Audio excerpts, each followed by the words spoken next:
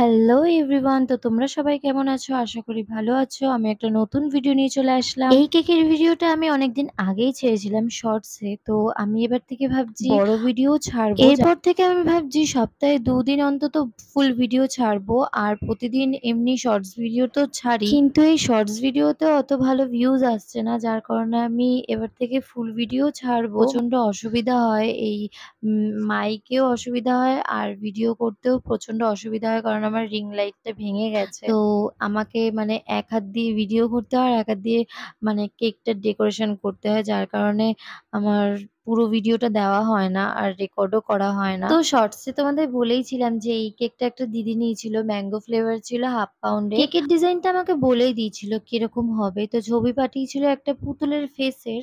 তো আমি সেটা করার চেষ্টা করেছি। তো তোমরা আমাকে বলো যে কেমন হয়েছে ডেকোরেশনটা, কমেন্টসে অবশ্যই জানিও। আর কি বলো তো, যখন ১ মিনিটের ভিডিও বানাই মানে শর্টস বানাই তখন আমার কত কথা থাকে, তখন আমি কথা বলে শেষ করতে পারি না। আর এখন আমি ২ মিনিট ৪০ সেকেন্ডের মতন ভিডিও করছি। কিন্তু আমার এখন কোনো কথাই মাথায় আসছে না যে কি বলবো তোমাদেরকে। অনেক ভিডিও দেখেছি যে খুবই সিম্পল থাকে আর কোনো কাজেও লাগে না, নরমালি একদম। সেগুলোতেও দেখি তো ভিউজ আসে, কমেন্টস আসে, লাইক আসে।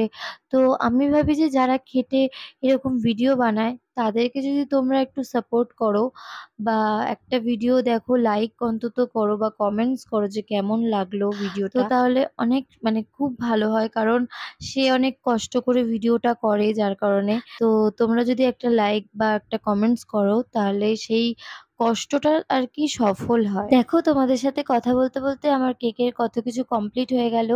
চুল হয়ে গেল পুতুলটার। চুলগুলোর সাথে আমি ওপরে দেখো ২ টো ক্লিপ দিয়েছি হোয়াইট ফুল। তো কি কিউট লাগছে না?